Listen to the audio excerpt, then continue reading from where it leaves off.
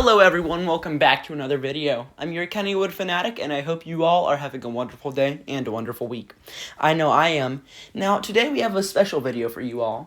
My sibling is currently in Japan for a 2-month study abroad program for college.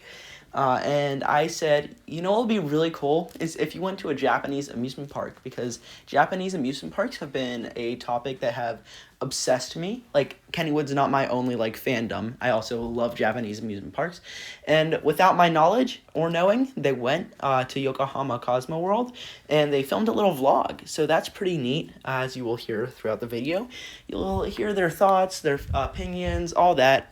On the park, and I'm just really thankful. Go show them some love down in the comment section below after you watch the video. Yeah, and just enjoy the overall video.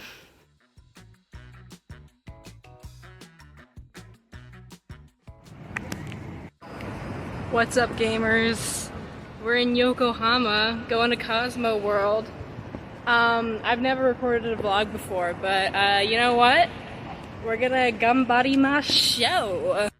I've heard that Cosmo World can have some really long lines, but I'm getting there right as the park opens, so I'm really hoping that I don't have to deal with that. So we are approaching the park. There's the famous Ferris wheel with the clock face, and it is 11:08. How exciting! Now I know that the Ferris wheel is what this park is known for, but for you coaster enthusiasts, they also have a diving coaster. Sorry that the footage is shaky, I am walking.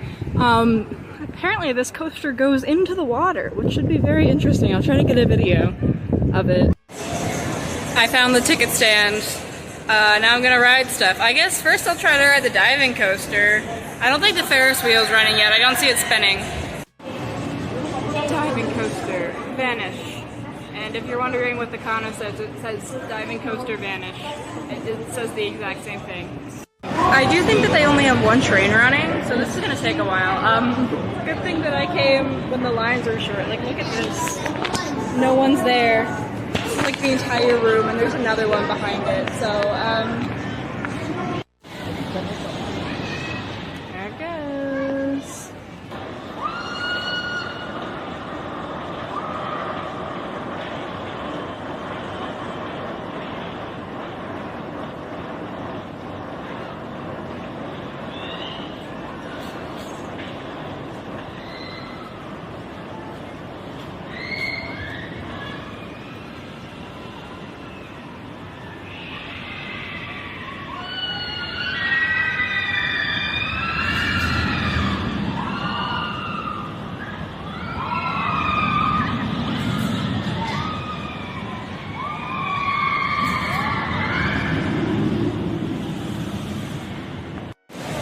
Alright, so I just finished the diving coaster. It was a lot of fun. I really enjoyed it.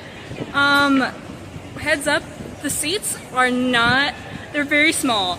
I am 5'10". I was crammed in that seat, and I'm not even super tall in America, so keep that in mind. They're made for Japanese people height, not for 5'10", even though that's not super tall. Yeah, but it was a lot of fun. We did, in fact, dive into the water. I'll see if I can catch the coaster on video doing that. It was a lot of fun. The restraints were a little ridiculous, I thought. They were full over-the-shoulder restraints for a coaster that didn't even go upside down. But I had fun. It was cool. It went around the entire park, so definitely recommend if you come here. Next, I think I'm gonna do the Ferris wheel because that is literally right behind me. Hello, Ferris wheel. I'll keep you updated. The Ferris wheel, it's pretty cool. It's very echoey in here, but it's air conditioned, which is nice. The worst thing about Japan is the heat, I swear. So it's really nice that they have an air conditioned thing in what otherwise would be functionally a greenhouse. Yeah. Okay, so we're in the Ferris wheel. I'm gonna take some videos from up here, get a good view of stuff. Yeah. Guys, it's a log jammer. Ignore the safety thing. It's a log jammer. I saw it go back and go past. It was a log. This is so exciting. Kennywood got rid of theirs, but now I'm in Japan, cheating the system just to ride the log jammer again. Can it come? Yeah. Log jammer. Hell yes. We're gonna have to blur these people's faces, but look, it's a log jammer. Guys, there's a pirate ship over there. Do you see it? Well, you would know that I zoomed in on it. I wonder what's going on. I wonder if I can look at the pirate ship. I've made it to the top of the Ferris wheel. It's really pretty up here. Hang on.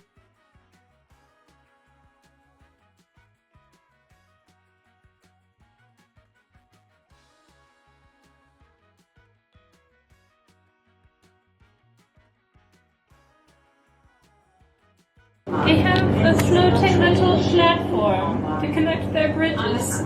Just building one big one, they built a little floating platform. How whimsical. I definitely have to check it out.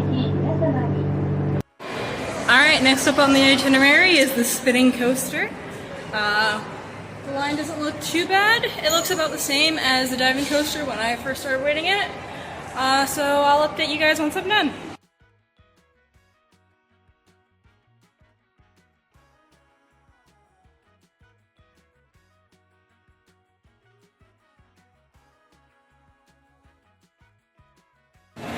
Just got done with the spinning coaster. It was pretty rough, but I mean, it's a wild mouse style coaster, so it was always gonna be rough. I thought it was really fun. You have a couple of sections where you like go up and down, and like near the end, they just like the entire coaster just like spins. Like the wheels are still on the track, but the actual body of the coaster is like spinning, and that was super cool. If you don't like spinning rides, maybe skip it, but it was really neat. Alright, next on the docket might be the VR coaster, but it also might be the log jammer. It really depends on which one I get to first. Probably the VR coaster, because I want to be inside. It's hot. Guys, they have Mario versus Sonic. Oh my goodness.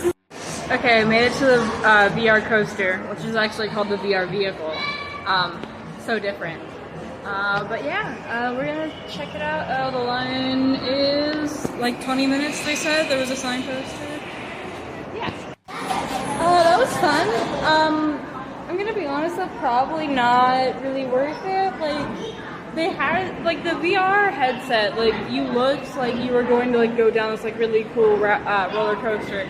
But the, like, actual, like, technology that they had, it was just, like, a cart that, like, rocked back and forth and stuff. And it wasn't really able to replicate the forces of that kind of roller coaster, so there was this dissonance between what you were seeing and what you were feeling. So if you get motion sick easily, probably not a great idea. I thought it was fun. They had like they were able to like do a lot of stuff with the like virtual roller coasters that couldn't in real life because of like safety reasons, obviously. But yeah. Also, one more thing, I'm not actually gonna record anything from the VRV.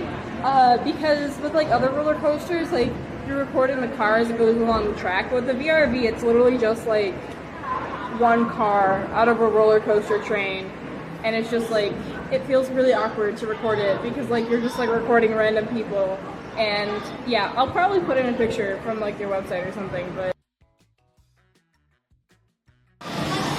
all right, I just finished a shooting ride. Because there was no wait, so I just went on it. Next I think I'm going to do the haunted house, then the log jammer, and then the plan is to head over to a different section of the park and do the family banana coaster. Guys, the Laredo haunted house was incredibly cool. They had like, okay, first of all, they were really, really good at using pressurized air, okay? You know your boy looks like a immersive themed coaster. This is like set to like samurai era. I don't know if it's Showa or Meiji or what, but it was set to like old Japan, and like it was like showing all the horror tropes that like authors wrote about back then. It was really cool, really good as like a cultural study, but also like a good haunted house. It was scary. It was good. You should ride it if you find yourself in Cosmo World. I'm gonna go ride the log jammer now. Okay, so technically the log jammer isn't called the log jammer, it's called the Flume Ride Cliff Drop. But that's 4 words, and the log jammer is 2 words. So I am going to continue to call it the log jammer.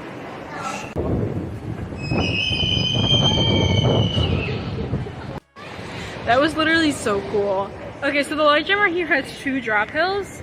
And the second one of them, like before you drop, it has like a section of a very slight incline, so you're saying like gain speed before it actually goes on the actual drop hill. And I think that's really smart and cool, and I wish more log jammers did it.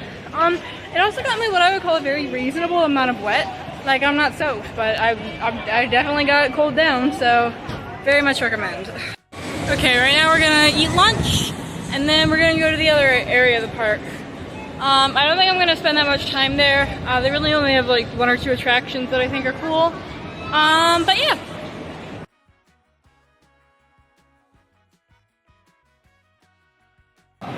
Alright, so we finished up in this area of the park. Next we're going to the next section. So Cosmo World has 3 sections in total. They have the one with the Ferris wheel, they have the one that seems to have like a lot of flat rides and stuff, and then they have Kittyland. So we're not going to Kittyland. But yeah, I'll see you once we get there. Okay, change of plans. We are not going to ride the family banana coaster because I just walked by and their seats look really tiny. And I had a little bit of trouble fitting into the Vanish coaster, so I'm worried about this one because I looked at them and I went, my knees would not be happy with me if I did that. So instead, we're gonna go ride the disc. Just got done with the disc. It's one of those rides that like rocks back and forth like a pirate ship, but also like spins while it's doing that. It was alright. It wasn't like super fast or anything. It wasn't like exceptional. But now I'm faced with the dilemma. Do I check out Ice World, which I'm kind of curious about, or do I do the log jammer one more time? Maybe the log jammer. I'll do that. You see that? That's where the line ends. And all those people waiting on the bridge are waiting to get into the log jammer. So you know what? Instead of the log jammer, I'm going to do the mirror adventure.